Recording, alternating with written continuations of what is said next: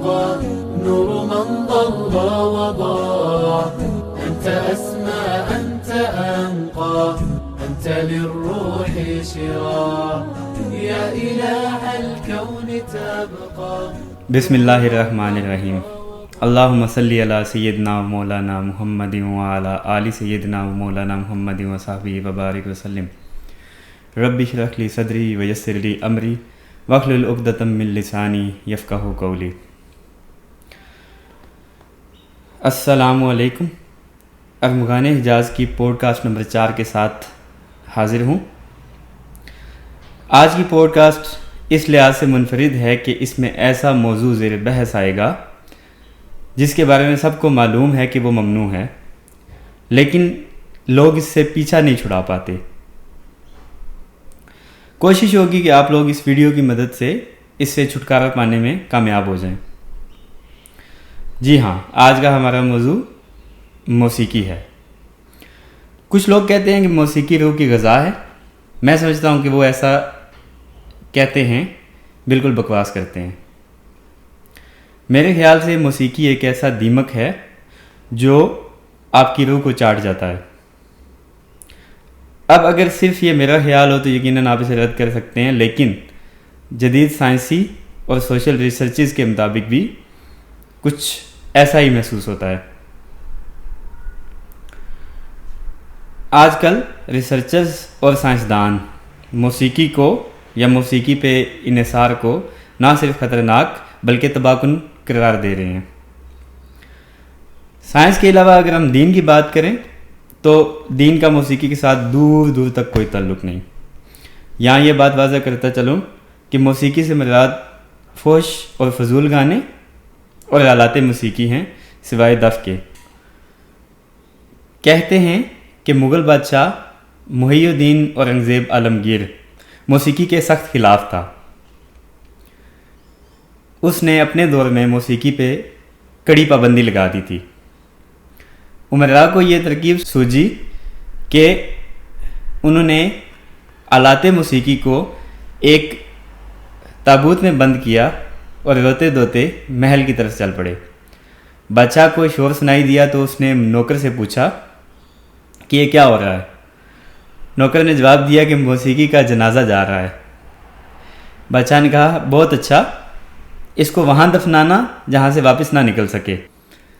CNN health کے ایک article کے مطابق موسیقی انسان کے احساسات یعنی فیلنگز کو ڈکٹیٹ کر سکتی ہے. ایک سوشل ریسرچ کے مطابق اگر کام کرتے ہوئے انسان کے بیک گراؤنڈ میں ہیپی میوزک یعنی خوشگوار موسیقی چلائی جائے تو اس کی پیداوار میں یا اس کی پروڈکٹیوٹی میں اضافہ ہو جاتا ہے. اور اگر وہیں پہ سیڈ میوزک یعنی غمناک موسیقی بیک گراؤنڈ میں چلائی جائے تو اس سے آدمی کی پیداوار حیران کن حد تک کم ہو سکتی ہے. اب سننے میں تو یہ ایک نارمل بات لگتی ہے، لیکن یہ امر یعنی یہ بات بذات خود پریشان کن ہے کہ ایک ایکسٹرنل فیکٹر یعنی ایک بیرونی عامل آپ کی فیلنگز کو ڈکٹیٹ کر رہا ہے، جو کہ فری ول کے مالک انسان کے لیے ایک خطرناک چیز ہے. اسی آرٹیکل کے مطابق موسیقی ہمیں یا ہماری عادات کو اپنی انگلیوں پہ نچا سکتی ہے. جیسے کہ ہم کتنا خرچ کرتے ہیں یا ہم کتنے کارآمد ہیں. موسیقی سننے سے آکسیٹوسن اور سیروٹونن ہارمونز ریلیز ہوتے ہیں جن سے فیلنگز کو تقویت ملتی ہے. لیکن جیسا کہ ہم پہلے ڈسکس کر چکے ہیں کہ یہ بات بذات خود منفی ہے کہ ہم ایک مصنوعی چیز پر اس قدر مطلب منحصر ہیں کہ ہم اس سے ڈکٹیٹ ہو جاتے ہیں. یاد رہے کہ یہ باتیں وہ لوگ کر رہے ہیں جن کا اسلام سے دور دور تک کوئی تعلق نہیں. یہ ایک خالصتاً سائنسی پہلو ہے، تو اس بارے میں ذرا سوچئے گا. اسلام میں اگرچہ کیٹیگوریکلی موسیقی کو حرام قرار نہیں دیا گیا، لیکن بہت سے انڈائریکٹ احکام ایسے ہیں جو موسیقی کو حرام یا ممنوع قرار دیتے ہیں۔ اس بات پر تو تقریباً تمام علماء کا اتفاق ہے کہ آلات موسیقی کا استعمال سوائے دف کے ممنوع ہے۔ شیخ ڈاکٹر شادی المصری کے مطابق مختلف احادیث میں یہ اشارہ ملتا ہے کہ دف بجانا جائز ہے، ہوا سے بجنے والے آلات جیسے بانسری مکروہ یا ممنوع ہے، اور انگلیوں سے بجنے والے جیسے ستار اور گٹار یہ حرام ہے۔ آلات کے بغیر جو چیز بجائی جا رہی ہو یا چلائی جا رہی ہو جیسے شاعری یا گانے، اس صورت میں ممنوع ہیں اگر ان میں کلام فحش ہو، فضول چیزوں کی ترغیب دی جاتی ہو، بے حیائی کی دعوت دی جاتی ہو، یا پیسے وغیرہ کی نمائش اس میں شامل ہو۔ آج کل اس طرح کی لغویات تقریباً ہر گانے میں موجود ہیں۔ اب اپنے اصل موضوع کی طرف آتے ہیں، یعنی موسیقی روح کو دیمک کی طرح کیسے چاٹتی ہے۔ یہ جاننے کے لیے میں امام ابن القیم الجوزیہ رحمہ اللہ کا حوالہ دوں گا۔ امام ابن القیم اپنی کتاب اغاثۃ اللحفان فی مصائد الشیطان، جس کا مطلب ہے شیطان کے جال سے پریشان حال کی حفاظت، اس میں لکھتے ہیں شیطان موسیقی، گانوں، ہلا گلا اور شغل میلہ وغیرہ کی مدد سے ایسے لوگوں کو جو کم علم ہیں یا جن کو دین کی کم سمجھ بوجھ ہے بہکاتا ہے، ان کے دلوں کو قرآن سے پھیر دیتا ہے، انہیں نافرمانی اور سرکشی اور بغاوت پر اکساتا ہے۔ یہ سب شیطان کے جال ہیں اور جاہلوں کے دلوں پر رحمان اللہ کی طرف سے دبیز پردہ ہے۔ انہی ہتھ کنڈوں یعنی موسیقی وغیرہ سے شیطان غلط کار انسانوں کو نفسانی خواہشات کی تسکین کا سامان فراہم کرتا ہے۔ شیطان اپنے پیروکاروں کو ان فضولیات میں اس حد تک مگن کر دیتا ہے کہ موسیقی کو سنتے ہوئے وہ اپنے ہوش کھو بیٹھتے ہیں۔ تم انہیں گانوں کی دھن پر مدہوش شرابیوں کی طرح جھومتے اور اپنے کپڑے پھاڑتے ہوئے دیکھو گے۔ وہ اپنا مال اس قبیح اور بدصورت کام میں لٹائیں گے اور گدھے کی طرح ناچتے چلے جائیں گے۔ شیطان انہیں اس لطف کا عادی بنا دیتا ہے اور انہیں تلقین کرتا ہے کہ اپنے دین کو کھیل تماشے کی طرح سمجھیں۔ ایسے لوگوں کے نزدیک موسیقی آیات قرآنی سے زیادہ دلچسپ ہے۔ در حقیقت موسیقی اور گانا بجانا انسان کو بندگی کرنے سے اور قرآن پڑھنے، سننے اور اسے سمجھنے سے دور کرنے کے لیے شیطان کے مؤثر ہتھیار ہیں۔ جو لوگ اس کے زیر اثر آ جاتے ہیں وہ انہیں موسیقی پر جھوم اٹھنے اور بعض اوقات ایکسٹیسی یعنی راحت کی انتہا پر پہنچا دیتا ہے۔ تم دیکھو گے کہ ان کی آنکھیں رکی ہوئی ہیں، پاؤں حرکت میں ہیں، دل تیزی سے دھڑک رہے ہیں اور سانسیں بلند ہیں، لیکن جب اللہ تعالیٰ کا کلام پڑھا جاتا ہے تو یہ شدت ان کے رویے میں نہیں ہوتی۔ ان سب منفی اثرات کی وجہ سے زیادہ تر علماء نے موسیقی کو حرام قرار دیا ہے۔ اللہ پاک سورہ لقمان آیات 6 اور 7 میں فرماتے ہیں، اور انسانوں ہی میں سے کوئی ایسا بھی ہے جو کلام دل فریب خرید کر لاتا ہے تاکہ لوگوں کو اللہ کے راستے سے علم کے بغیر بھٹکا دے۔ ایسے لوگوں کے لیے سخت ذلیل کرنے والا عذاب ہے۔ آیا نمبر 7، اسے جب ہماری آیات سنائی جاتی ہیں تو وہ بڑے گھمنڈ کے ساتھ اس طرح رخ پھیر لیتا ہے گویا کہ اس نے سنا ہی نہیں، گویا کہ اس کے کان بہہ رہے ہیں۔ اچھا مائدہ سنا دو اسے ایک دردناک عذاب کا۔ امام ابن القیم ان آیات کو بیان کرنے کے بعد فرماتے ہیں، زیادہ تر مفسرین نے لغو الحدیث سے مراد گانا بجانا ہی لیا ہے۔ یہ ایسا عمل ہے جو دل میں نفاق کا بیج بوتا ہے اور انسان کو قرآن سننے اور اس کی تعلیمات پر عمل کرنے سے روکتا ہے۔ صحابی رسول حضرت عبداللہ بن مسعود رضی اللہ تعالیٰ عنہ کا قول ہے کہ گانے بجانے سے دل میں نفاق کی نشو و نما ہوتی ہے، بالکل ایسے جیسے پانی پودے کی نشو و نما کرتا ہے۔ اس کے برعکس اللہ کا ذکر اور اس کی یاد مومن کے دل میں ایمان پیدا کرتی ہے۔ ایک اور مقام پر امام صاحب فرماتے ہیں، یہ سچ ہے کہ گانا بجانا آدمی کے دل کو قرآن پر غور و فکر کرنے اور اس کی تعلیمات پر عمل کرنے سے نہ صرف روک دیتا ہے بلکہ ایک جعلی اور دل فریب قسم کی رنگینی میں مبتلا کر کے بہکا دیتا ہے۔ قرآن اور موسیقی ایک انسان کے دل میں اکٹھے نہیں ہو سکتے کیونکہ یہ دونوں ایک دوسرے کے متضاد یعنی اپوزٹ ہیں۔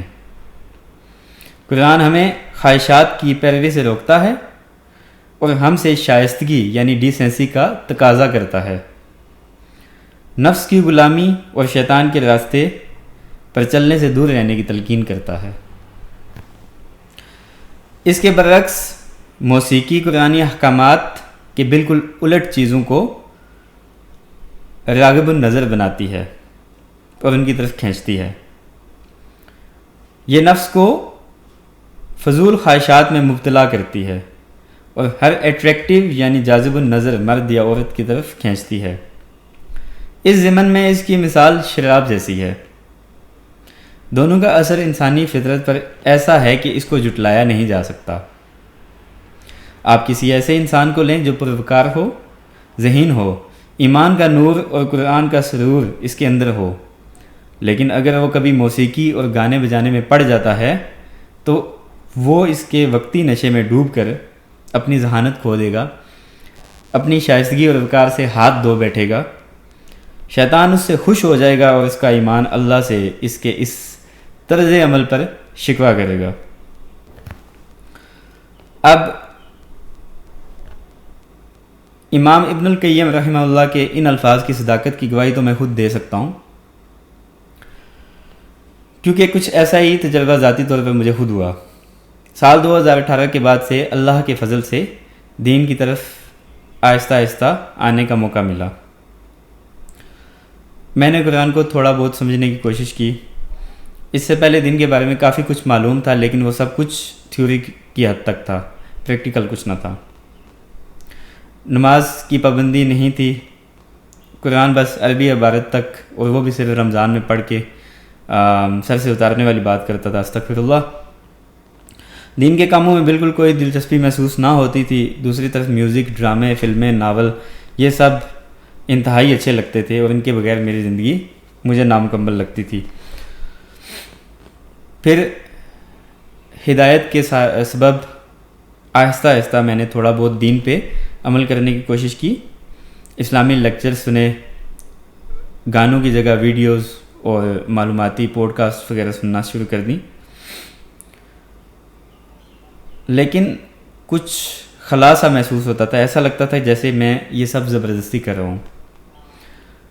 خیر جیسے تیسے کر کے میں نے ڈاکٹر سار صاحب کی تفسیر کی ویڈیو سیریز یعنی بیان القرآن پوری سن لی۔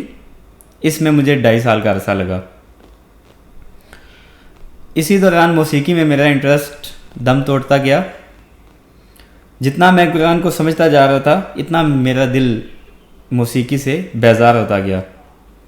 موسیقی کی جگہ میں نے مزید اسلامی اور معلوماتی ویڈیوز دیکھنا شروع کر دیں۔ بہت سے علماء اور فقہی مسائل سے آگاہی ہوئی، تحقیقی پیپرز پڑھنا شروع کیا۔ اس کے بعد قرآن و حدیث میں دلچسپی لی۔ اب اس کا اثر یہ ہوا کہ 2022 میں نے نماز باقاعدگی کے ساتھ 5 وقت پڑھنا شروع کر دی اور قرآن کی تلاوت و تفسیر بھی پڑھنا شروع کر دی۔ 2023 میں نے علوم الدین باقاعدہ ایک عالم دین سے سیکھنا شروع کر دیا، الحمدللہ۔ آج جب میں موسیقی کے خلاف یہ پوڈ کاسٹ ریکارڈ کرا رہا ہوں تو میرے ذہن میں ڈاکٹر شادی المصری المالکی کی یہ بات گونج رہی ہے کہ قرآن اور میوزک دونوں ایک دل میں اکٹھے کبھی نہیں رہ سکتے۔ تم مجھے کوئی ایسا حافظ یا ایسا حفاظ کا گروپ ڈھونڈ کے دکھاؤ جو گانے بھی سنتا ہو، حرام کاموں میں بھی ملوث ہو اور اس نے قرآن بھی حفظ کیا ہو۔ ایسا ممکن ہی نہیں ہے۔ اب حیرت کی بات یہ ہے کہ کل جب میں امام ابن القیم کی یہ کتاب جس کا حوالہ میں نے اوپر دیا یہ میں پڑھ رہا تھا تو اس میں بھی تقریباً کم و بیش ایسی ہی کچھ بات پڑھنے کو ملی کہ قرآن اور میوزک دونوں ایک دل میں اکٹھے نہیں رہ سکتے۔ اللہ ہم سب کو ہدایت عطا فرمائے اور موسیقی اور دیگر لغویات سے نجات پانے کی توفیق عطا فرمائے۔ اگر ویڈیو پسند آئے تو لائک اور اپنے احباب کے ساتھ شیئر کریں۔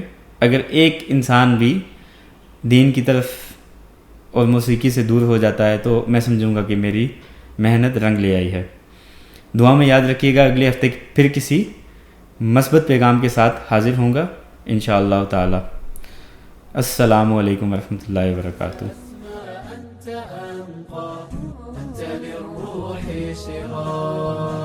ربنا للقرب نسعى كي نكون كمن أطاع، من لنا جنب وسلوى عندنا الشر وشاء، من لمكلوم فأضحى همه للحزن داع، من لمظلوم تهاوى يبني للظالم قلاع.